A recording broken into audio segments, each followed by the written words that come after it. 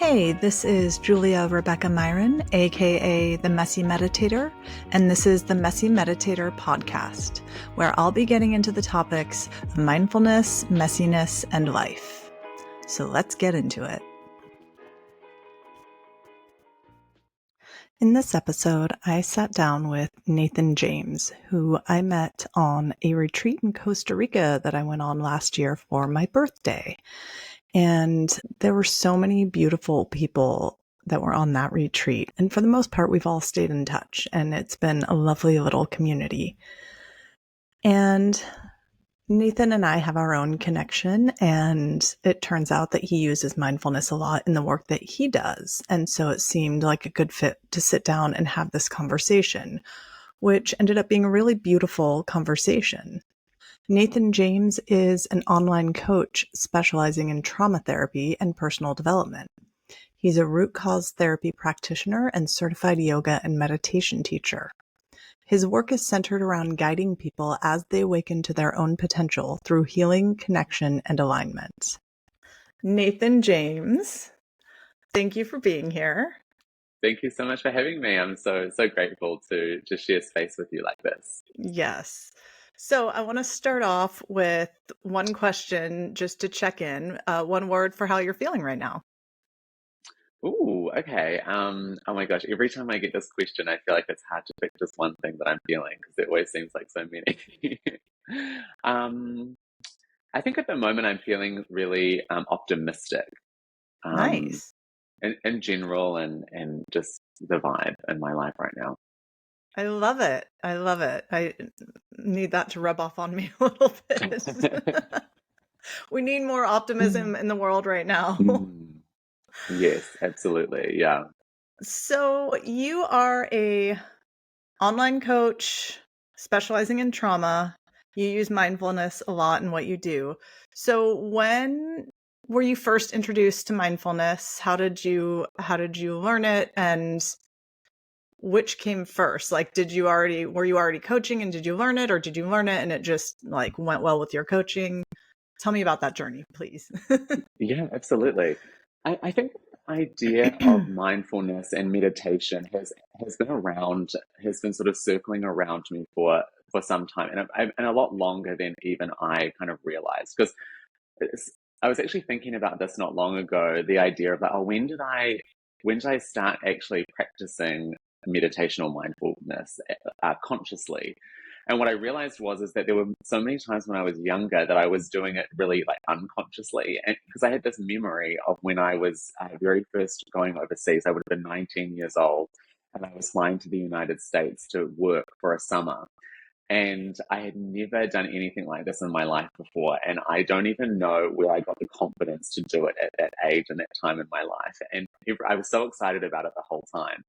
And then on the plane ride over, I started to just completely freak out and I had this just overwhelming feeling of anxiety. And I thought, what am I doing? Like, this is insane. Like, I can't do this. And as I had 3 or 4 connecting flights to get me to where I was finally going. And I remember that the way that I got through it, because I was so overwhelmed with anxiety, that the way that I got through each flight was to remind myself. I was like, all you have to do is just get on the plane. Right now, you're just here at the airport. You just have to get on the plane and sit down. That's all there is. Like, don't worry about what's coming next. Don't worry about the whole summer. Don't worry. Just sit on the plane.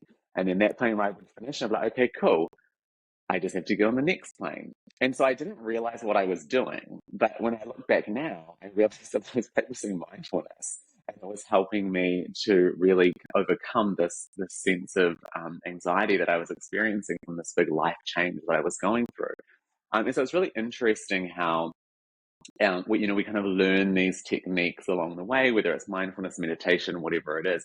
But there's a part of us that it's almost like inbuilt. It's almost like just in there somewhere on its own anyway.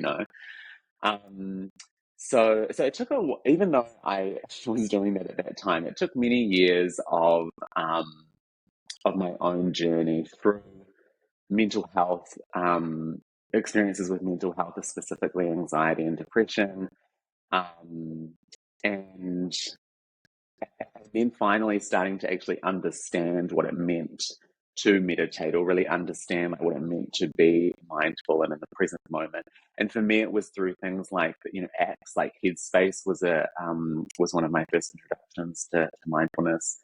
Um, yeah, and then as my own healing journey started to increase over the years through things like talk therapy and psychology, I started to then uncover a lot of my own trauma. So then I sort of opened that Pandora's box and decided that I was going to start sorting through all of that. um, and then, and then on that journey for me, that kind of then led me down the path of things like meditation and yoga. So I went and sort of trained in yoga philosophy and meditation then. Yeah, and then eventually decided that I wanted to know more about trauma, more about my own trauma, and then started to do my studies in trauma, a few different modalities that I tried out and got qualified in, and then I sort of started putting it all together, and that's kind of where what I offer now with my online coaching services is just like a combination of things that I've done, primarily that I've done for myself and on my own journey, that then I eventually qualified myself to be able to then help other people with that as well. Um, and specifically with mindfulness and meditation, those are the two things that I would say still play such a significant part in my own personal practice. That constant reminder to come back to the moment, to be present, to be more mindful, and the ongoing practice of meditation. That's my favorite thing about meditation, is that it's a practice. Like, we do it all the time. There's no destination, there's nowhere to arrive at. It's an ongoing practice, and it's the discipline to show up to that practice consistently when you really start to see the benefits. So that's kind of my journey, and like where I've been and where I'm at the moment. I love how you mentioned that you used to kind of practice mindfulness and didn't even realize it. Cause I can remember having moments like that too, and it wasn't situations like that, but I can just remember standing outside and it was dusk, twilight, and the stars are shining and it's just really beautiful. And I just got so present. And and then it would fade and then I would pull myself back, but it was so hard. And so then I would be like, I just remember having thoughts about like, oh, I want to stay here. But then feeling like I can't for some reason, like almost like I'm not allowed to. And so then I would just like, okay, well, I'll go inside and watch TV or something. Mm. I was a kid or at least a teenager. And then once I did learn mindfulness, I was like, oh, that's what those moments were of just being Mm. really crystal clear present. Like, I am right here, right now. The color of the sky is this very distinct dark blue as the light is fading and the stars are starting to twinkle. And yeah, so we have these moments of presence all the time when we might not even know that it's mindfulness. And Mm. then when I did start to meditate for the first time, I didn't know that there was a way to meditate. I wouldn't even say I meditated for the first time. I just did what I thought was meditating, where I would just sit and close my eyes, and oftentimes I'd just kind of get lost in my mind and get visuals and not know how long I was sitting there for. But then once I learned that there's actually ways to meditate, I was like, oh, then I don't know what I was doing, but it was nice. So I also love that your healing journey led to you wanting to help others. And I think that's so common. It's like once we experience that, like we want to pay it forward, right? We want to pass it on to other people. And it's kind of the hero's journey. And so you were working in corporate before you decided to really go down this path. Was there a tipping point that made you decide this is what I want to do? Or did it kind of happen more gradually? Or did you just get burnt out, or a little of everything? Yeah, I think, to be honest, probably a little of everything. And I also think that's another, a classic thing that we're seeing so much more of today, aren't we, in the world, where people are, following this path that maybe we felt that was the path that we had to follow, or the expectation that was put in front of us. And then we're pushing ourselves to a certain point, whether it's through burnout or, just realizing, wow, there's perhaps more to life than this. So, we sort of make, so I feel like quite cliche that is what I did. Like, um, but yeah, it was, that is just what it was. Like, it was really realizing that there was just something else that I thought was going to be more aligned for me. Um, and I think for me, like, and again, I'm sure that this is a really common thing, but there almost started to feel like there was like a responsibility, and not in a heavy way or not as a burden, but more in that, oh, like I've learned a lot, and I've done a lot of my own healing work. I should probably like pass this on. I should probably, um, do something with this, because I really think that's the beautiful thing about healing and about coming back into yourself and realizing your own wholeness, is that I think it makes us start to connect to other people in the world in a different way, or in a more real, authentic way. A really big part of my trauma and the experiences that I had, especially growing up, led me to want to really disconnect from everybody in the world and protect myself and build up walls and keep everybody at arm's length. And as I started to break down those walls and to start to do my own healing, it made me realize that what connection really was and what it meant to really connect with other people. And so the idea that I would do all of this healing but keep myself in isolation felt counterintuitive, but also felt that I was like, oh, like, mate, now, like, this is how we heal ourselves, and it's how we start to spread healing around, the collective, is to bring our healed, our whole, and our authentic selves forward, and start to share that. Not that we're here to save anybody or change anyone's life, or I don't even really know that I believe in necessarily helping people, which again sounds quite counterintuitive for the type of work that I do. But it's more about actually just showing up, as authentically and as aligned as you possibly can, so that you can kind of create that space that people can find within themselves their ability to heal and their ability to start tapping into their own potential.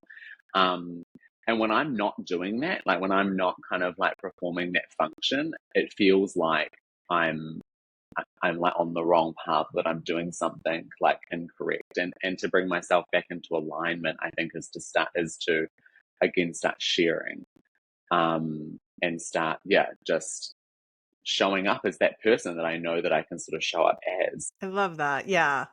Mm. Community is so important too, and that is such an important element of healing. I did the same thing. I isolated a lot, and that is my Mm. tendency also. If I'm going through stuff, I isolate, and I did so much healing in isolation, and then it was years later that I would start to put myself out there and have different types of relationships and friendships and friend groups, and then of course connecting professionally one-on-one.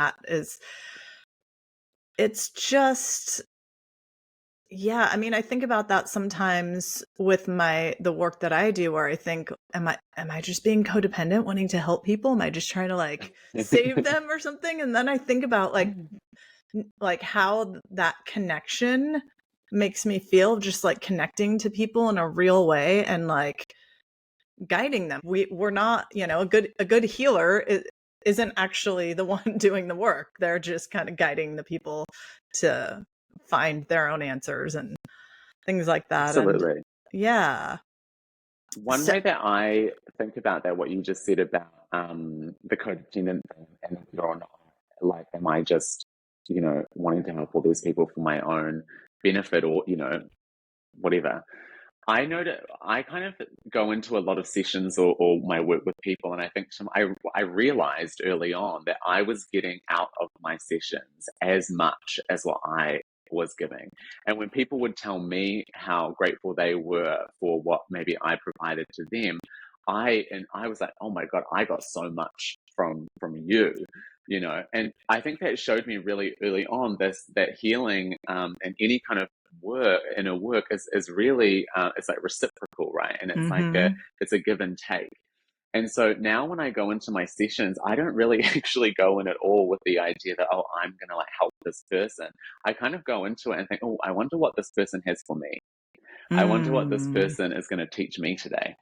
And even though like I'm leading the session and I'm the one kind of like, rolling it out and taking them through the process, like 100% of the time, there's something in it for me.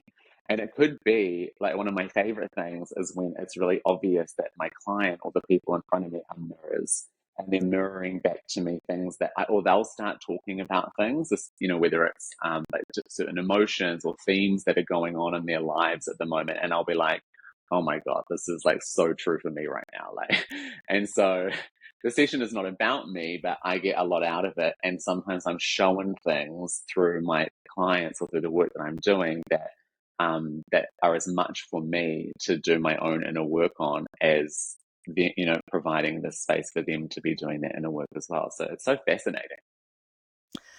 Yeah, it is. And it's so true. There are times where clients will just like they're describing what's happening in their life and you're like, "Oh my God. I know exactly what you're talking about." And I Yeah. also think that it is a beautiful way to just kind of make all of what we've gone through sort of worth it in a way and give it more meaning when we can pass on the lessons that we learn to other people and to see their aha moments when you share. And yeah, it is a really beautiful exchange. Yes, absolutely.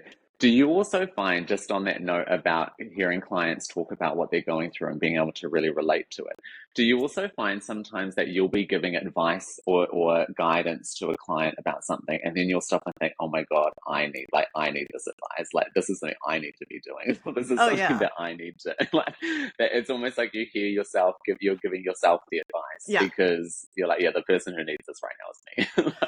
Yeah, well, that and I can't tell you how many times my therapist has said, "You know what would help this situation is mindfulness." And I'm like, "Oh, yeah." So we Yeah. teach what we need to learn, and I think a good teacher is learning from their students and clients and the people Yeah. that they're working with.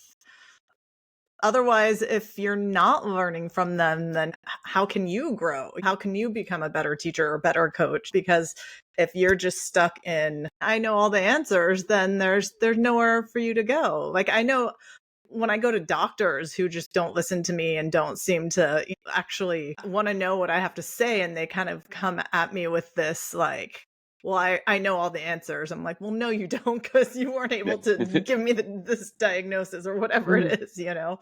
So, yeah, I think it's good and important for people in these sort of authority positions to be able to learn. And it also offers some humility. Yeah. I was going to say, just staying humble. Um, I think that to believe that you have all the answers is an enormous amount of pressure on you. Hmm. To have to know it all is Yes. an enormous pressure, and what a burden! What a burden to know everything.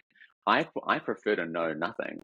I prefer to remind myself all the time that, in fact, I feel like I know very little, and I think the further along you get in your journey, the more healing you do, the deeper you go into yourself, the more you realize how much you don't know.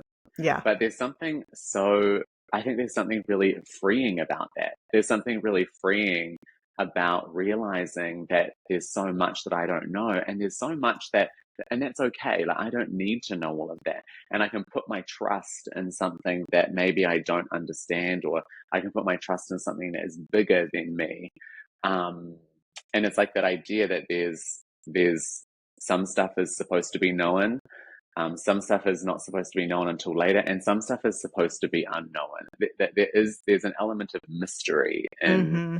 in human existence, I believe, and to trust in that mystery and to trust that we're just not supposed to know yet. I don't know. I think there's something quite comforting about that. Totally. It's very liberating. I think it was Byron Katie who talks about the safest place you can be is the I don't know. And Mm, it's true because when we're grasping for certainty, it's like kind of what you're saying of like wanting to have all the answers and know everything. It's like you can't, first of all, we can't even be certain of what's going to happen in 5 seconds. So mm, certainty is an illusion.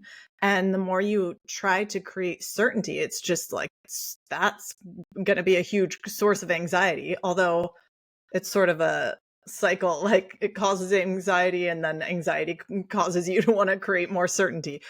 yeah, if you can just let go and realize like, I don't know. I don't know how this is going to go. I don't know what's going to happen with this situation. I can prepare and I can do the work that I need to show up the way that I want to.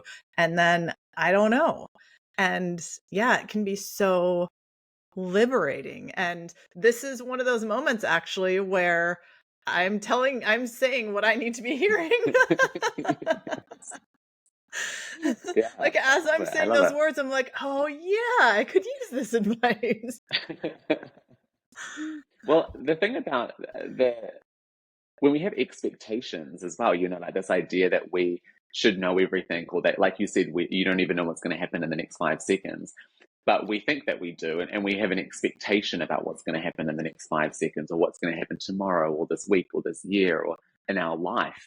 Hmm. And the expectation is such a prison, isn't it? Because it keeps us so constricted, and it makes us tunnel vision to be like, well, this is my expectation about what's going to happen next. And that expectation about what's going to happen next has been created by everything that's ever happened to me before. So I'm using my past experience to generate this projection about what I think might come next. But then we just keep ourselves like in this real tunnel vision, and this cage of our own expectation, because the magic and the beauty comes from realizing that, like, I don't know what's going to happen in the next 5 minutes.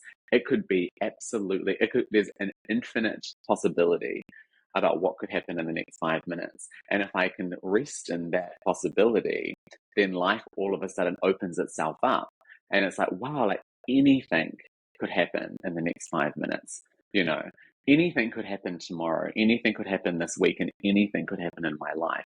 And that possibility is just like, it's infinite. Hmm.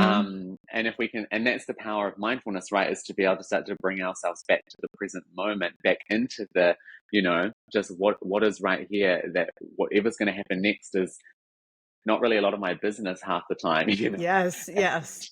if I keep on trying to predict what happens next, not only am I going to keep myself stuck in that cycle and keep creating what I already know how to create, but I cut myself off from what's possible. Um, and yeah, and that's liberating, and that's really exciting when you think about it. Yeah.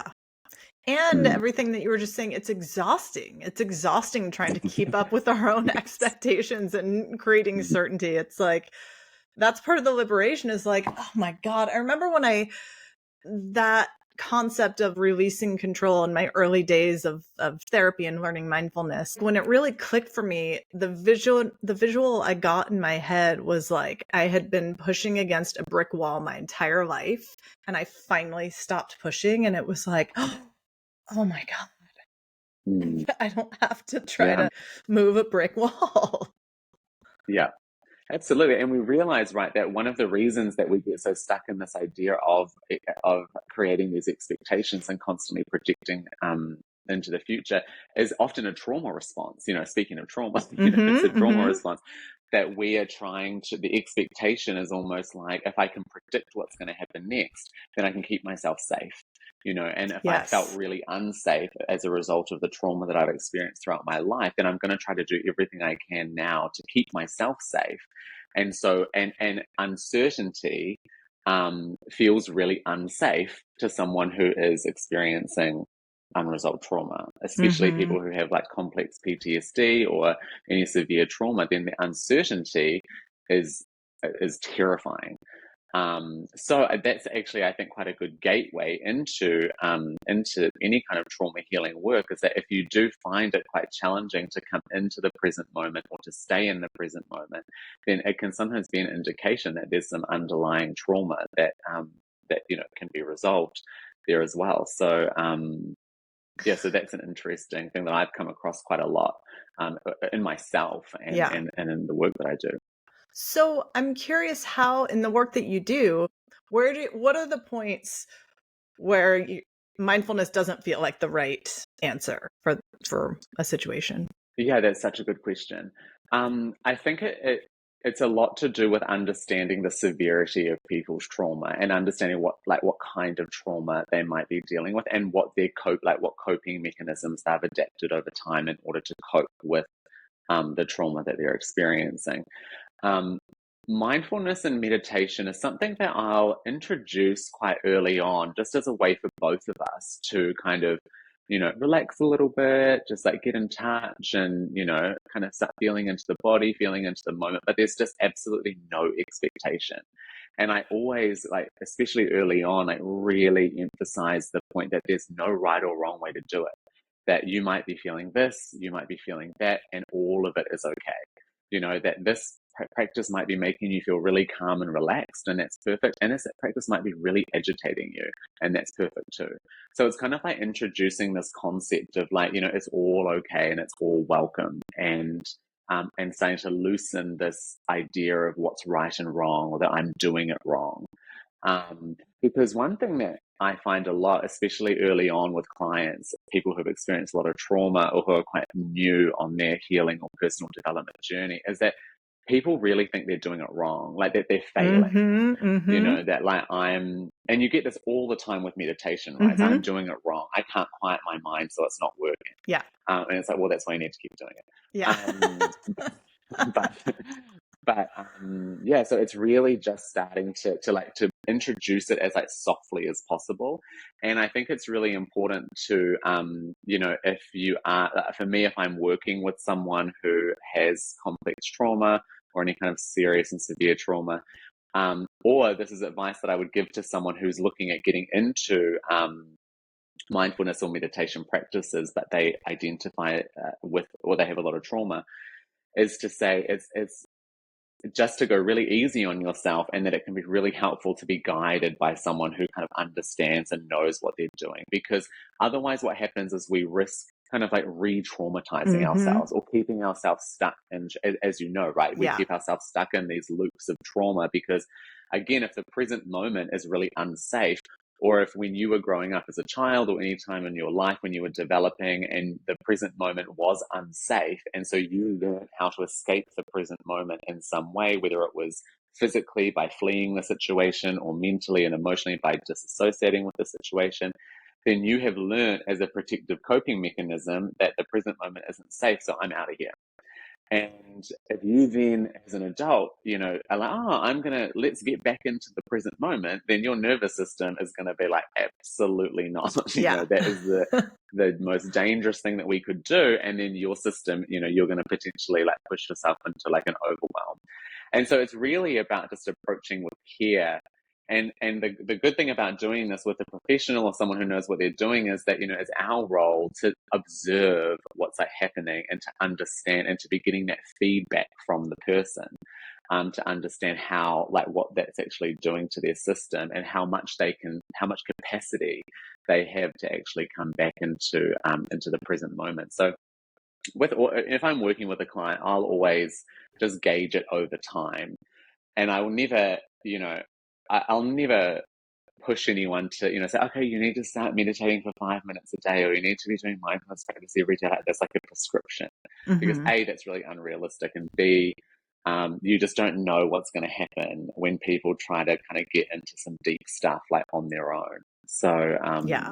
yeah, it's an interesting space, and it's like everybody is different, and it's really just case by case. Yeah. Yeah. And so what other modalities do you use in your work? So I use a modality called root cause therapy, which basically works around identifying the belief systems that are created as a result of traumatic experiences that you have throughout your life. So it's a combination of, like, talk therapy, where we discuss. It's a combination of somatic work. There's some, like, breath work elements in it. We use, like, timeline therapy, if you've worked with any kind of timeline therapy before, and, like, subconscious exploration. So it's the idea that it's the subconscious where our belief systems sit, belief systems which have been created all throughout our life due to our experiences, and the subconscious beliefs are driving a lot of our behaviors, our experiences, our reactions, and our present reality. So root cause therapy seeks to understand what are the belief systems, the limiting belief systems that I currently hold in my subconscious, where were they created, and how can I resolve those beliefs and sort of begin to, in my process, begin to replace those beliefs with more positive, empowering beliefs that are aligned with the future that I'm trying to create for myself, rather than keeping me stuck in the past due to this unresolved trauma. Hmm. And so what is timeline therapy? I don't think I've heard of that. And there was something else. Did you say like brick or break or something? I'm not sure what that. If I did I say breath work? Oh, breath work. Breath work. It's the accent. The Okay. accent. Okay. Breath work. I know what breath work is. Well, But but you know, breath work actually is good. maybe not everyone does know what breath work is. So Mm. maybe share a little about what breath work is, and then I would love to know what timeline therapy is. Yeah, well, breathwork is so huge now, which is amazing Yeah. and really powerful. I don't. I'm not qualified or inspired to go and hold a big breathwork session that you can go and do, which but they're incredible, and there's some really incredible breathwork practitioners out there Mm-hmm. that are holding either like one-on-one. There's some powerful breathwork practices, and in groups, obviously as well. We use breath work in the root cause therapy session is more used as this idea of like rhythmic breathing or different sort of you know, deep breathing or faster or slower breathing. And it's the idea that you're using the breath to help the body like move through challenging emotions. Or, for example, if you're using somatic techniques to sit in an uncomfortable emotion, like sadness or anger or grief or whatever, then at some point we start to introduce a style of breath that's going to help your body move through those more challenging emotions. It's the idea that your body, and I know that you know this too, your body knows what to do. Mm-hmm. Your body has it under control, right? And so when we sort of are doing somatic work, or we're doing any work with the body and our emotions and our feelings, we a lot of times it's about sort of stepping out of the way and letting the body process and do what it just naturally, Yes. intuitively knows how to do. The breath knows what to do. Breath is such a powerful technology in and of itself.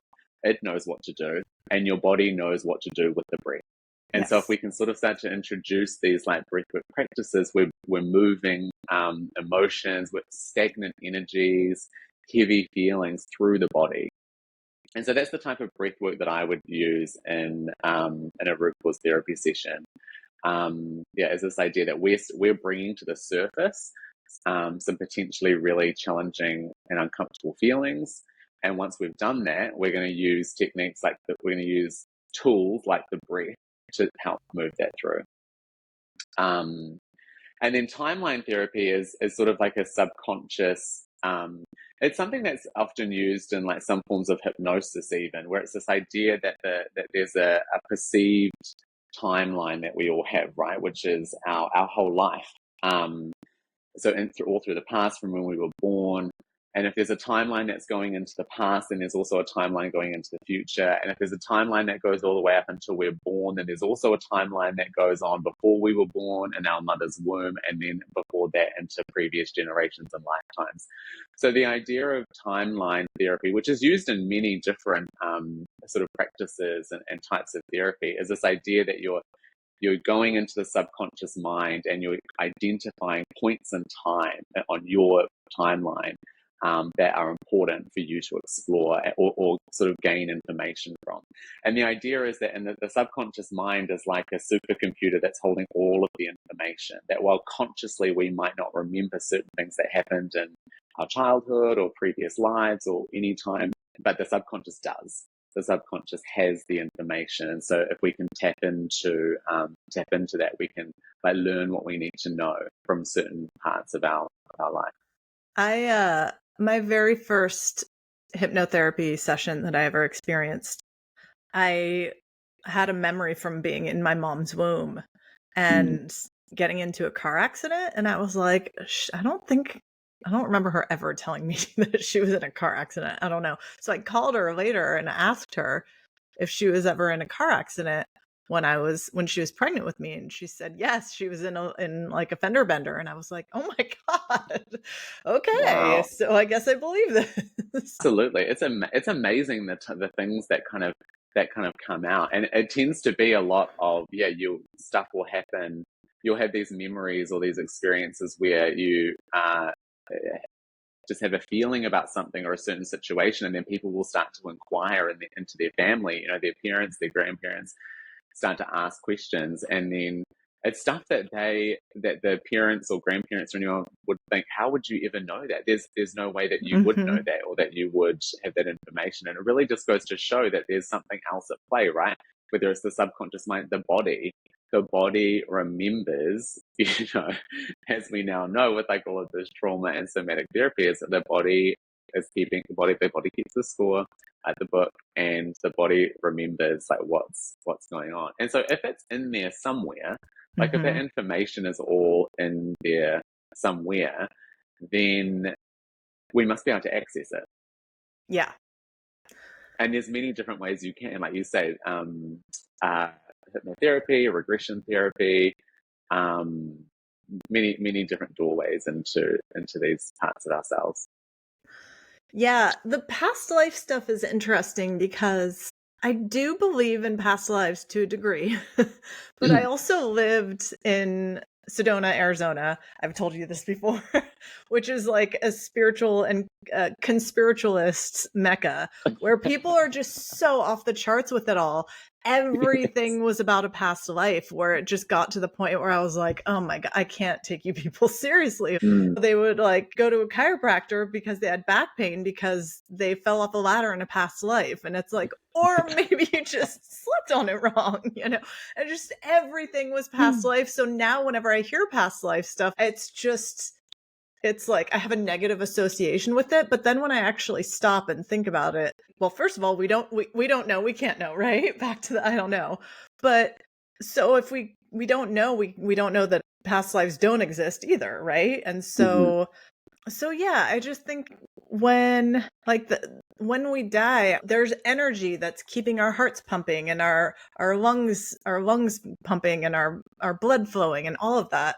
There's an energy that keeps us alive and electricity flowing through our bodies and minerals and all this stuff. And where does that energy go when the body stops breathing? I mean, that's a big topic. So and there's It's a whole, we could do an entire yeah. podcast series about Y- reincarnation and past life, Yes. and it's really fascinating, right? And I think I've got sort of my own like thoughts on it too, or not. They're not my own thoughts that I came up with, but certain belief systems that maybe I align with around it.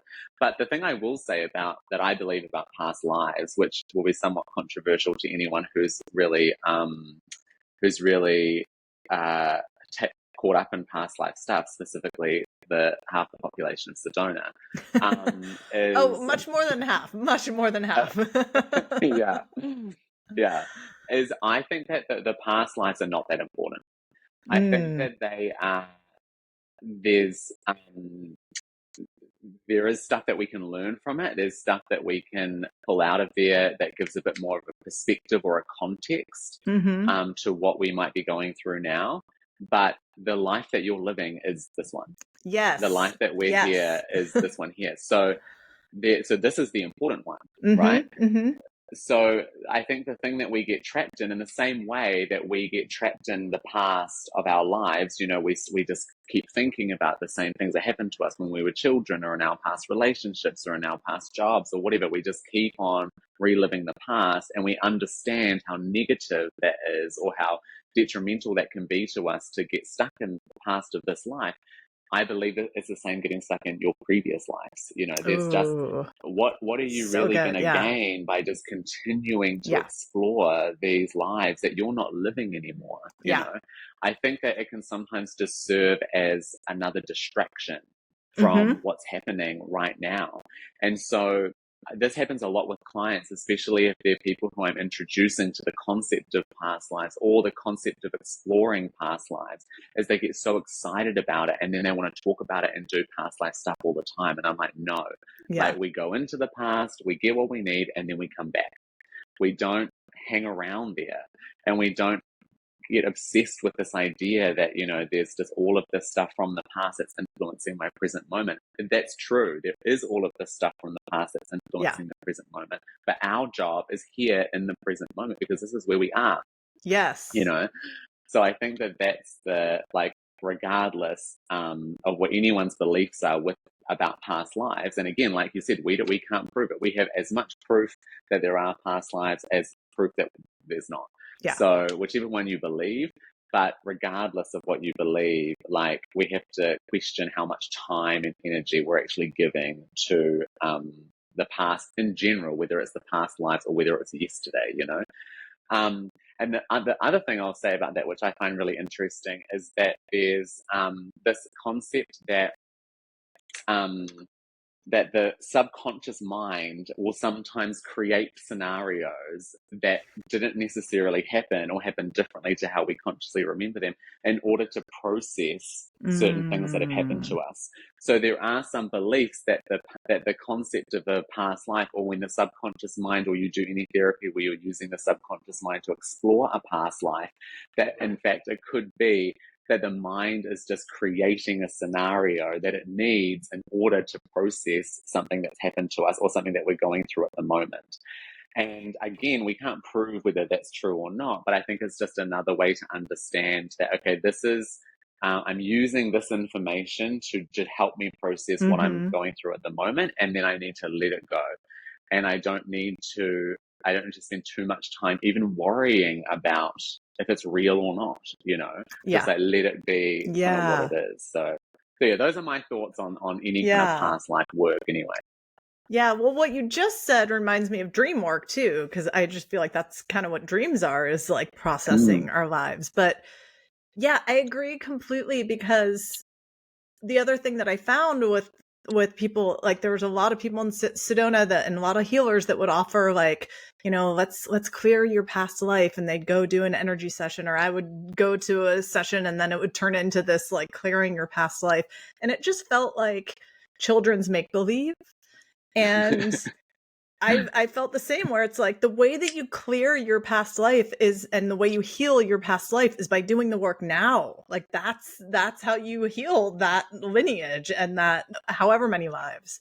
So yeah, I agree completely. And I also appreciate what you were saying about the past lives within this life, because I do have a tendency to get stuck in those, like reliving the memories and the past painful situations and or mistakes or whatever. And yeah, I think that's such a good point, to just like learn from it, use it to give us perspective and to grow, but we can't stay stuck in it. We have to be able to move forward. We have to be able to move forward. We have to just be able to like let things rest. You know, it's like a pond.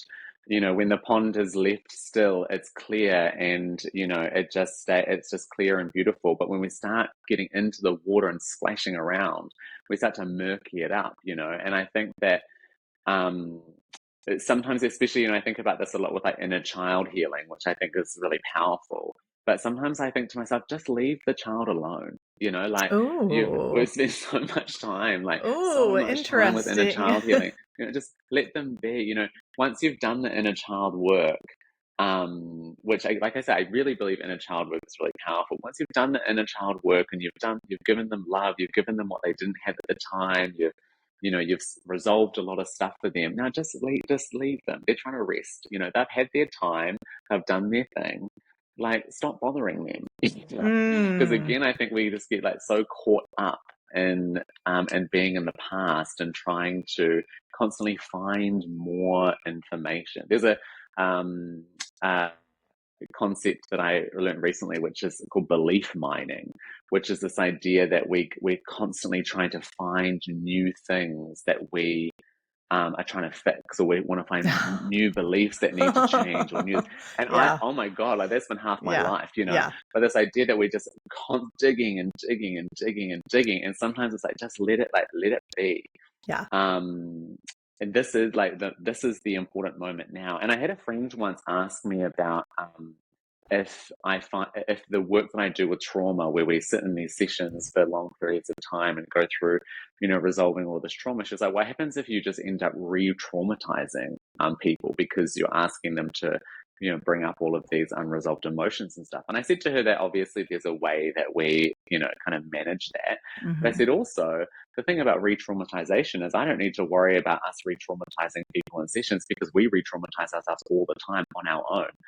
Every time we sit and relive the same Mm-hmm. thing over and Mm-hmm. over again, every time we sit up all night worrying about the past or thinking about all these things, or we're constantly re-traumatizing ourselves, Yeah. you know and so I think that the past is so important, and all of these versions of ourselves that have lived before, whether it's in another lifetime, in this lifetime, are so important. They have a role, they have a place, they have a purpose.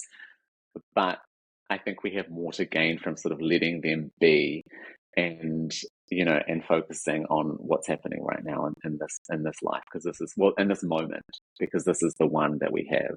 Yes. So many gold nuggets you're giving me. I love I love what you said about just letting the inner child rest. It's so funny because I had a very powerful inner child experience a few days ago in an Nice. EMDR session. And I feel like my little Julia has been with me ever since, in a way that I'm not abandoning her. Like I really feel her presence there. And the retreat that you and I met at was very, like, my experience was very inner child focused. And so that's sort of been the theme for me since then, is like revisiting the inner child messaging. And so I was thinking about it even today of like, okay, well, if she's with me all the time, is there something I need to be doing or focusing on or attending to? And then I just realized, like, no, it's sort of just like you're carrying her in your arms and she just knows that you're there with her. And I think that that's a really interesting perspective, to just let her rest, because it's true. A lot of times our inner children are, Mhm. uh, that's who's running the show. And so it's the inner child that's going to work and paying bills and driving the car and dealing with all these adult things. And the inner child needs to rest and needs the adult version of you to step up and take care of shit, so that the inner child can just play and be a child. So yeah, I love that. And I'm going to be thinking about that after our conversation. Yeah, I'm so glad that that has a meaning to you. I think it's, the same as me. Like, I've spent so much time with different versions of myself, and it's been beautiful, and it's been so healing. And I see old versions of Nathan, or past versions of Nathan, coming through all the time and showing up. You know, Mm, like you say, the inner children show up all the time. They're living our life. They're, going to work, and they're showing up in our relationships. That's where the inner yes. children come out the most, is in the Yes. relationships. Yes. And and so they have things to teach us, and we have wisdom and experience that can sort of put them at ease and to put things into Mm, perspective for them. And so, and it's just, I think, realizing that all of these versions of ourselves all exist already. We can't get rid of them. We can't delete out past parts of our experience, and they're there. They're always going to be there. But I think, we can just mess around with it too much, and get too caught up in this idea of what, and it just reinforces this idea, which is so prevalent in the healing community, and what draws people to healing in the first place, is this idea that something is wrong with me. There's something yes. wrong. There's something that needs to be fixed. Yes. There's something that's missing. There's some, and this idea that I have to constantly be going back into the past and working on this and working on that, and now not only am I dealing with the past of this life, I've now got all these other past lives I've just found out about, so that's given me a whole other, so it's just like it's just constantly reinforcing this idea that there's something wrong and I need to be fixed. When really the conclusion that we're trying to come to in our healing journey is that I am whole, and I Hmm. am perfect the way that I am, and I can do the work that's required, not because I'm trying to fix something that's gone wrong, but that I'm trying to just resolve things to reinforce and to learn, that wholeness is in me, and it always has been. I came into this world whole. I came into this world pure, and I still am all of those things. I just need to let go of some of the surface level stuff that's built up. I just need to get rid of some of the plaque that's kind of built up over this lifetime. So yeah, the inner child stuff is so powerful. But yeah, I think the inner children need to play and they need to rest and they need to just be loved, to know, especially if you were a child who maybe didn't feel that there was a lot of love. It's so empowering to know that we can give that love to them now. Hmm. I can look back at the, 8-year-old version of Nathan who felt really unloved, and I can love him. And I think, and one of my really powerful breakthroughs with inner child healing came when I realized that, especially from in my teenage years, um, I wondered how I actually made it through. Like I wondered why, like I was so unhappy that I didn't, and I thought, why did I keep going? What was it that kept me showing up? And it sounds so awful, and I don't want this to be like a trigger warning to anybody, but I genuinely think to myself, why didn't I end it all? Hmm. And that's just being completely real about it. That's where I was, and I when I looked back at that, I realized that there was just something telling me. There was just something telling me to keep on going, and there was something that was giving me what I was missing, and I didn't know where it was coming from, but it was coming from somewhere. And the breakthrough came for me when I realized that that voice that was telling me to keep on going and reassuring me and making me feel comfort was the future me. It was like the present me calling back in time and saying, just keep going. Because if we want to believe in past selves, or, that we can access, then there's also future, right? Like the timeline goes both ways. So that's the power of inner child healing, is that we're able to call back in time and give the inner child something that they didn't have at the time. And I truly believe that they can hear it, and that they are responding to it. And so, yeah, like I said, I'm not saying don't do inner child work, but I'm just saying, like, don't do too much of it, and leave the child, leave them to live their life and to rest. And they've done their part. They've played their role already. Yeah, So, yeah. Oh, I love that. Well, that I feel like is a good place to wrap up. I could obviously talk to you for days. I absolutely adore you. You're full disclosure, you're one of the few gay men that I've ever had a crush on. yes, Non-sexually, of course, but I just adore you. You are such give a it time. We'll give it beautiful time. human. You are. I have to gush on you for a minute. You're a beautiful person inside and out. And I think that the inside informs the outside, because you're a very handsome man, but there's a lot of good looking assholes. And so I think that it makes them less attractive. And I think that who you are as a person and how you live as a person and how you interact with people, it's just, that's the true beauty, and that's what shines through you physically. And so I'm grateful that our paths have connected in this life, and that we're friends. And on that note, two final things. One, what would you like to share with people of what you're working on, where they can find you, anything you want to plug?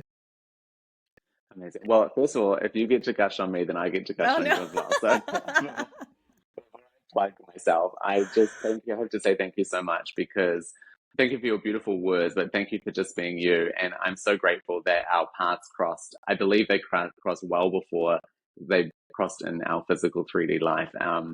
But I'm just so happy to know you and feel so enriched by having spent that beautiful time with you when we met.